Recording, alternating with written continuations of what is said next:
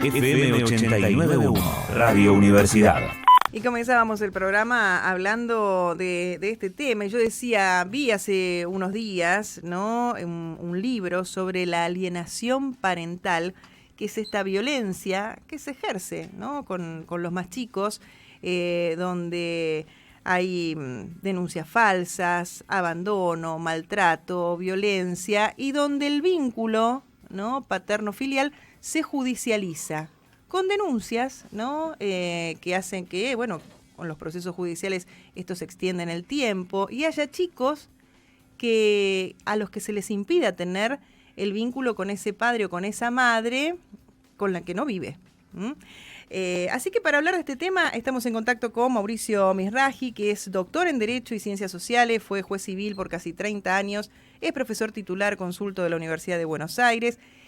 Publicó el libro Responsabilidad Parental y también varios trabajos para explicar el fenómeno de la alienación parental. Y yo cuando lo vi hace unos días dije, ay, tengo ganas de hablar con Mauricio para que podamos reflexionar sobre este tema y entender que los pibes no pueden ser rehenes de las cuestiones que los adultos a veces civilizadamente no pueden resolver. ¿Qué tal, Mauricio? Aquí los saludamos Guille Toivero, Marina Durán y Andrea Landi.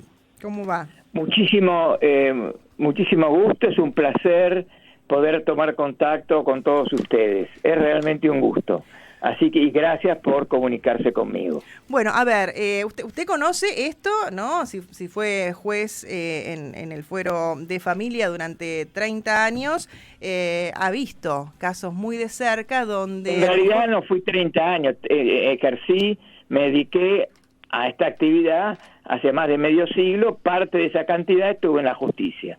Pero adelante, ¿qué me decía usted? Y a ver, ¿y por qué decidió escribir este libro para reflexionar de algo que a ver, no vemos que se discuta, ¿no?, en la agenda de los temas que vemos en las noticias, más allá de algún caso en particular, pero que pasa mucho y que hace que muchos pibes se pierdan la posibilidad de vincularse con ese padre o esa madre con la que no viven, ¿no? Exacto. Mire, la decisión de publicar ese libro, ya es una preocupación de años que tengo, se debe a que es una gravísima disfunción familiar, como bien lo dice usted, que quiebra la identidad del niño, le hace perder de alguna manera su gran parte de su futuro, le genera autoodio, le genera una baja autoestima, porque el repudio a un padre o una madre de alguna manera es como un boomerang que se vuelve contra uno mismo, porque uno sabe que es parte de un padre y parte de una madre. Por lo tanto, es gravísima la situación de estos cortes de vínculos.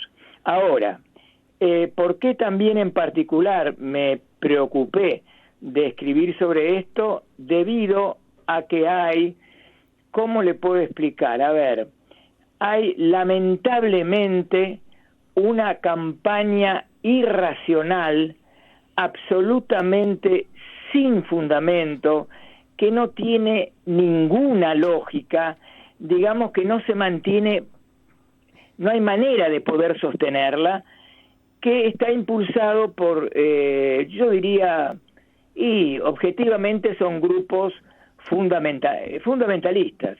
Se identifican gran parte con grupos feministas, pero no el feminismo bueno, sino ciertos grupos extremos que no entienden nada, sostienen que cuando uno habla de alienación parental, lo que pretende es cubrir o digamos no denunciar los abusos sexuales, ¿me comprende? Sí, es una mezcla que no se entiende. Claro. En realidad se entiende. ¿Por qué lo hacen? Si usted me pregunta por qué hacen eso, yo en realidad no lo sé.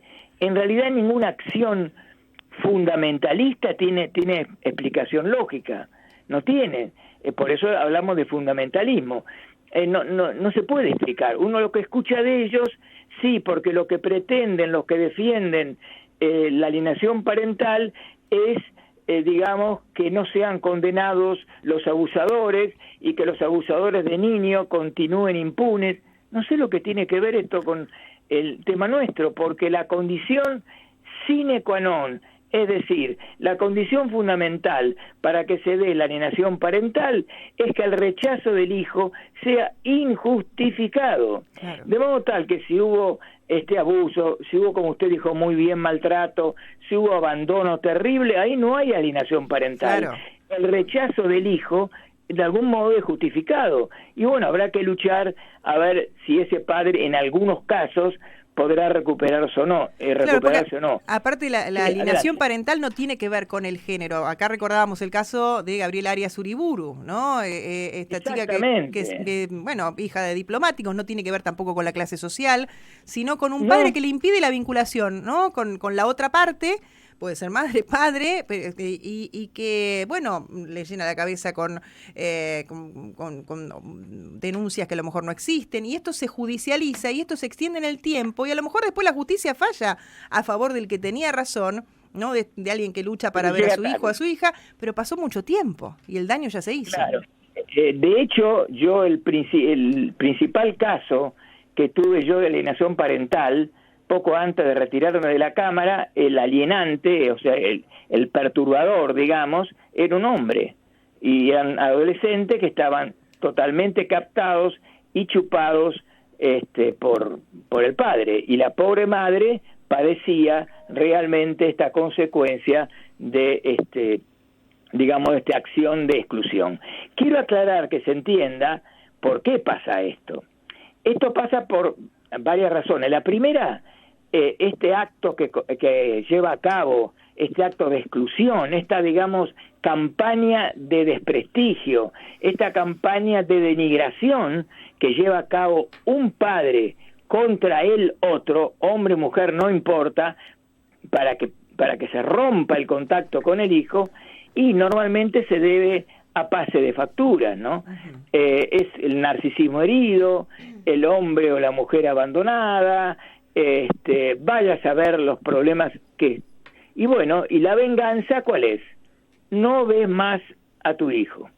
Esa es la o sea, que el hijo se convierte no en un ser humano, sino en un objeto. Más preciso, se convierte en un arma de destrucción. El hijo mismo se convierte en un arma. Por eso es terrible. ¿Y por qué el hijo lo hace? Alguien se puede preguntar. Es muy sencillo, porque en familias altamente conflictuadas, con mucho conflicto, me tocó a mí montonazo de familias de ese tipo, el chico está en un estado de digamos, de inseguridad total y absoluta, y lo único que tiene es a ese padre con el cual está. El otro está, digamos, en lucha judicial, está excluido, está, en fin, con todo. Sí, no se puede defender, no le puede explicar, ¿no? ¿Cómo? Que no se puede defender, no le puede explicar, está en inferioridad de condiciones. Pero además claro. Lo importante es que ese chico, ¿por qué hace eso? Porque tiene que estar captado y sabe inconscientemente que el precio que él debe pagar para que esa madre o ese padre manipulador no lo abandone, porque el gran temor de los niños, lo dijo hasta el cansancio de la psicología, en estos casos de graves conflictos, es que el progenitor que está con él lo abandone. Los hijos sienten la sensación de abandono, y entonces ante este grave conflicto que el chico está en el medio, lo que hace es tomar con uñas y dientes a ese progenitor. Por eso se identifica de tal manera con ese progenitor que ahí me tocó casos donde el discurso de la madre o del padre y del hijo eran idénticos. La prueba de la manipulación, y el chico no entiende razones. ¿Por qué? Porque está impulsado por esa desesperación a no perder el amor de ese padre del cual depende, ¿me comprende? Claro. Doctor. Su vida depende de ese padre, nada más. Claro. Doctor, Y entonces necesita atarse, y bueno, ahí debe intervenir la interdisciplina, un equipo terapéutico y demás. Y ahí donde también hay fallas en la justicia. Eso es lo que ahí también hay fallas en la justicia. Eso es lo que le iba a preguntar, porque uno lo primero que piensa, si está ante una situación así, ¿a dónde acude? ¿Qué es lo primero que tiene que hacer? Si ir a una interconsulta en la justicia, ¿dónde tiene que acudir a un padre o una madre que le pase esto? Bueno, ante todo, normalmente en la gran cantidad de casos, esas familias ya están judicializadas. Es decir, en supuestos donde aparece claro la exclusión, el extrañamiento que sufre uno de los padres, que es apartado totalmente. Por eso el subtítulo de mi libro, si ustedes lo vieron, Sí, se llama... El subtítulo es maravilloso. Hijos hijos huérfanos de padres vivos, ¿no? Alineación parental, hijos huérfanos de padres vivos. Claro, porque ¿qué es lo que pretende el otro progenitor? Hasta a veces inconscientemente. Lo que pretende es destruir totalmente la presencia física, anímica, emocional de ese padre con respecto al hijo. Por eso es como si estuviera muerto. El objetivo del otro progenitor es matar definitivamente a ese progenitor en la vida del hijo. ¿Por qué? Por el gran odio que tiene. Hay muchos manejos inconscientes, la venganza, etcétera. Pero me interesaría contestar a la persona que recién hizo la pregunta. Sí, normalmente cuando se desatan estos problemas de alienación parental, la pareja, padre y madre, ya están en juicio. Puede darse un caso que sin juicio hay una exclusión, puede darse, no es lo común. Bueno, en ese caso hay que ir a un abogado, y el abogado lo que tiene que hacer es pedir un régimen de comunicación y ahí pedir una terapia de revinculación de ese padre o de esa madre con ese hijo. Pero normalmente, digamos, ¿qué le puedo decir? 9 de cada 10 ya están judicializadas. Casualmente, porque entraron en la justicia y están en una guerra total, es lo que se llama el divorcio o separación maligna. Digo o separación maligna porque puede o no haber matrimonio, ¿me explico? Puede ser una unión convivencial, es lo mismo. Entonces, se llaman divorcios o separaciones malignas. ¿Por qué maligna? Porque destruye a la familia y en particular al hijo. Entonces, doctor... evidentemente, es una guerra que realmente es una guerra. Hay hasta una película, inclusive muy famosa. Sí. Es una guerra que desata uno contra el otro, donde seguramente habrá cierta responsabilidad del padre excluido. No es que sea un santo el padre excluido, no. Es probable que haya hecho actos, pero nada justifica vengarse con el hijo, ¿me explico? Porque eso es causarle daño al hijo de uno, pero no se dan cuenta muchas veces. Claro. Creen Doctor, que le están haciendo un bien al hijo. ¿Qué sucede cuando esto se judicializa? ¿Cuáles son los pasos siguientes? Bueno, los pasos siguientes para tratar de remediar este problema es primero que la justicia lo entienda. Y esto no es poca cosa. Que la justicia entienda que es un caso de alienación parental. Y ahí nos encontramos con el primer problema. Claro. Y el primer problema, que por estos lobbies y estas organizaciones que constantemente se quejan de los abusadores, como si fuera que nosotros tuviéramos algo que ver con los abusadores, porque vuelvo a repetir, si hay alienación parental, no hay abusador. Y si hay abusador, no hay alienación parental. Está claro, ¿no? Es decir, el abusador, si estamos en presencia de un abusador o una persona que maltrata, olvidémonos de la alienación parental. Punto. Pero si hay alienación parental es porque no hay abusador. ¿Por qué le digo eso? Porque la condición para que haya alienación parental es que el rechazo del hijo sea injustificado. Es muy importante eso. Claro, pero qué difícil de comprobar esto, ¿no? Qué difícil si también no existe una figura, qué difícil comprobar que hay alienación, porque habría que tener también procedimientos diferentes. También judicializar implica, desembolsar dinero. Es costoso también acudir a la justicia. Sí, evidentemente. Y bueno, lo otro es acudir a los servicios que tienen los gobiernos de la ciudad, que todos tienen servicios. Pero quiero aclarar que no es difícil tanto detectar el fenómeno. A mí me ha tocado numerosas audiencias. Yo, en mi caso, pese a que yo era juez de cámara, lejos era quien más convocaba audiencias, y los convocaba y los llamaba en casos de alienación parental y le preguntaba ¿por qué no querés ver a tu papá? O ¿por qué no querés ver a tu mamá? Y en casos de alienación parental, no en otros. ¿Saben cuál es la respuesta? Absolutamente baladíes, absolutamente secundarias. Me ha tocado un caso donde me dice, yo no quiero ver más a esa señora. Entonces yo le pregunto, ¿cómo esa señora? Esa señora es tu mamá, No, para mí ya no es más mi mamá, es esa señora. Pero decime, ¿es tan grave lo que te hizo? Y sí, es terrible. Cuando fue el cumpleaños de papá, el regalo que me compró, lo compró tarde. Cuestiones como esas. O mi papá o mi mamá me da comida fea. Ningún argumento tiene sustento para justificar el corte de vínculos. Claro. ¿Me explico? Y ahí uno se da cuenta que existe claramente el proceso de alienación parental.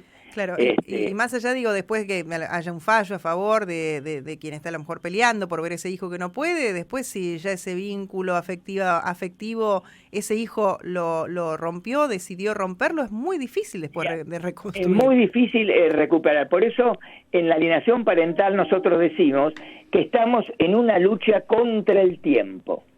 Acá por eso es importante que la justicia lo comprenda y actúe rápidamente. Y la primera medida que debe tomar la justicia en casos como estos es muy fácil. Es fácil decidirlo, pero difícil que se lleve a cabo. Es convocar un equipo de terapeutas para que ese equipo de terapeutas empiece a tratar la situación. Bueno, esto no es muy habitual, dan vueltas. La burocracia judicial es muy grande. Yo dejo a salvo, porque algunos me han criticado, que hay excelentes jueces, amigos y no amigos, que cumplen muy bien su función, pero lamentablemente hay una, yo diría mayoría, de los jueces que no cumplen adecuadamente su función. Tal vez tienen buena fe, tal vez trabajan 10 horas por día, yo no lo sé, pero no cumplen adecuadamente su función. Y reitero, y desconocen este fenómeno o lo rechazan. Lo que estaba por decir la otra vez, que hay otros profesionales y jueces que no se animan a denominar la palabra alienación parental por el temor de tener el rechazo, digamos, público de alguna organización. ¿Me explico? Hay jueces que han nombrado alienación parental y recibieron una carta, ¿saben de quién? De nada menos que la Defensoría de Niños. Uh-huh. ¿Y por qué? Y por gente que está tan metida en estas cosas. Y le vuelvo a insistir, no hay argumento serio alguno. Si usted va y habla, le hace un reportaje, ¿y por qué usted no? Iba a decir, y sí, porque lo que ellos pretenden es proteger a los abusadores. Un argumento. Pero ¿cómo? Sí, pero eso se puede determinar, si un chico fue abusado, esto se puede determinar con una pericia. Pero además hay un montón de casos, exacto, de alienación parental donde no hay denuncia de abuso.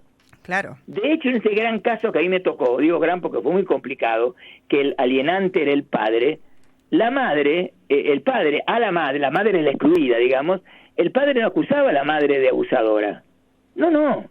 Le decía que no quería a los hijos, que era, yo qué sé, que no los atendía, en fin, una cantidad de cosas que no tiene nada. O sea que por eso cuando quieren poner en paralelo el tema de los abusadores con la alienación parental, realmente no tiene lógica. De una cosa totalmente irracional, como que yo me ponga a discutir usted y decirle que hoy es domingo.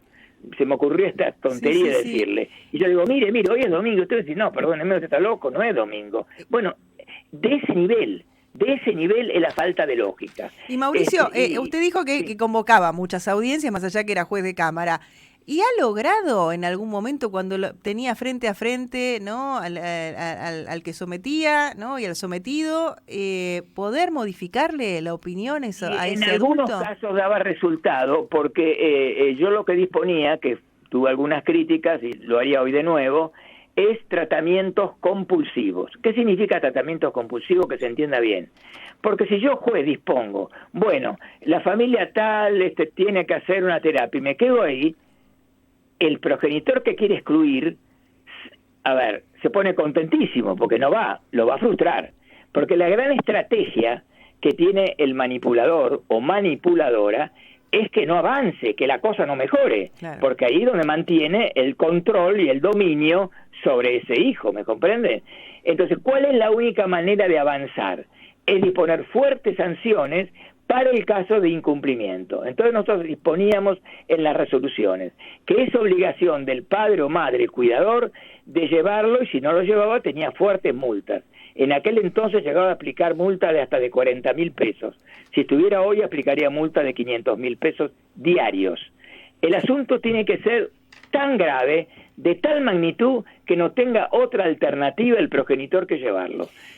Y si es gente sí. que no tiene recursos y que no Claro. puede pagar, hay otros medios también para poder, bueno, depende depende de las garras que tenga el juez y de las ganas que tenga el juez de verse expuesto a críticas. Claro. Usted debe saber que los jueces tienen muchas facultades, no Sí. las ejercen. ¿Sabe cuál es una de las facultades que tienen los jueces? Poner en prisión. Pueden Sí. detener a un litigante por varios días, 5 días, y lo puede hacer con su sola orden. Claro, pero Los veo que la jueces tienen- costumbre, que los también es jueces- fuente de derecho, a veces se toma, ¿no? Como lo que hay que hacer. No se hace, y además, yo tengo que decirlo, ¿no? No es fácil encontrar jueces valientes. No es fácil. Y acá se requiere valentía. En este caso se requiere valentía por esta corriente irracional a la que estoy haciendo mención. Que quiero aclarar, no son muchos, pero hacen mucho ruido. Claro. A propósito digo mucho. Mauricio- No son muchos, pero hacen mucho ruido. Claro, acá hay que Y pensar además- en serio si uno quiere proteger los derechos del chico, entender que la ley, ¿no? Y que cuando se judicializa algo, se habla de particularidades, de casos concretos, más allá de que la ley Claro. en general. Pero es esto, es cada caso tiene su particularidad. Y Totalmente. bueno, Y mire la hipocresía. ¿Sabe cómo se llaman algunas de estas organizaciones? Organización de Defensa de los Derechos de los Niños. Otra, Entidad de Protección a la Ley del Niño. Realmente es muy difícil. Es muy difícil poder... ¿Qué explicación racional uno le puede dar a esta gente? Realmente, Mauricio, ¿qué va a debatir? ¿este libro ya está en todas las librerías? Sí, bueno, sí en todas, pero por el editor, que es Editorial Astrea, sí que por supuesto está, que está en la Valle y Talcahuano, la Valle Libertad, y además se consigue por internet, obviamente está el libro, ¿no? La editorial es Astrea, como figura ahí, y el libro, bueno, se llama Alienación Parental, Niños Huérfanos de Padres Vivos. Sí, es un libro que salió hace menos de un mes y medio, no más. Y bueno, hemos tenido unas jornadas, que además se lo digo a usted, porque no tengo por qué ocultarla, en el Colegio de Abogados de San Isidro, donde se presentaron esos libros, y realmente son jornadas que estuvieron a punto de suspenderse por este tema de la presión. Bien. ¿Y por qué? Porque además, insisto, no es que es medio país, son unos cuantos, pero algunos tienen poder. Algunos están enquistados en organismos de poder. De hecho, existen hoy personajes que apoyan a estos grupos en el mismo Ministerio de Justicia. El Ministerio de Justicia actual tiene funcionarios que apoyan a estas organizaciones. Bueno, en la Defensoría de Niños habla de que quien habla de alienación parental quiere proteger a los abusadores. ¿Se da cuenta? Yo que tengo más de medio siglo dedicado a la defensa de los niños, ¿se da cuenta que ahí me miren y me digan abusador? ¿Qué tengo que ver yo con los abusadores? Me pregunto. Los abusadores afuera. A los abusadores hay que condenarlos y meterlos presos. No tiene nada que ver. Acá hablamos de los padres víctimas que sin razón justificada los excluyen. Así que no tiene nada que ver ni el maltrato ni el abuso, pero son vivos y mezclan. Bien. El asunto es mezclar. Al mezclar, le digo otra mezcla que hacen. ¿Saben de lo que hablan? No se animan a decir alienación parental. Hablan de síndrome de alienación parental. Resulta que la palabra síndrome algunos la discuten porque el síndrome hace mención a una enfermedad individual. Y en cambio la alienación parental, que Gardner lo dijo en su momento, la alienación parental es un problema relacional. La alienación parental no es una enfermedad individual. Por eso no figura, otras cosas que dice, usted lo va a leer por ahí, y está rechazada, no figura en el listado de enfermedades de la Organización Mundial de la Salud, y por supuesto, ¿por qué va a figurar? Si no es una enfermedad individual, es un problema relacional. Además, cuando le preguntaron al director del Comité Asesor de la Organización Mundial de la Salud por qué no ponía alienación parental, ¿sabe lo que dijo? Dijo, mire, no lo ponemos porque no se usa la alienación parental en contornos de atención médica, sino porque no es una enfermedad en sí. Claro. Esa es la respuesta que dio, correctísima. Pero estos grupos no dicen eso, lo ignoran. No Bien, dicen. Mauricio, la verdad que nos Absolutamente. resultó muy interesante poder hablar de este tema, ¿no? Y poder reflexionar, y aquellos que estén interesados busquen este libro, Alienación Parental, hijos de padres huérfanos vivos, ¿no? Y para ver, ¿no? Y entender algunas cuestiones que a veces son difíciles, pero está bueno que alguien se ocupe, ¿no? Como lo hizo usted, de este tema para que los chicos puedan, ¿no? Ser respetados en todos sus derechos, que de eso se trata. De eso se trata, que se respete los derechos de los niños. En mi caso, van a ser 60 años que me dedico exclusivamente a la defensa de los derechos de los niños. Un abrazo grande y muchísimas gracias por estos minutos a Radio Muchísimas gracias a Universidad. usted por tomar contacto conmigo. Saludos a todos. Un abrazo grande. Mauricio Misraji es doctor en Derecho y Ciencias Sociales, fue juez en lo civil por 30 años, es profesor titular consultor de la Universidad de Buenos Aires y publicó este libro, ¿no?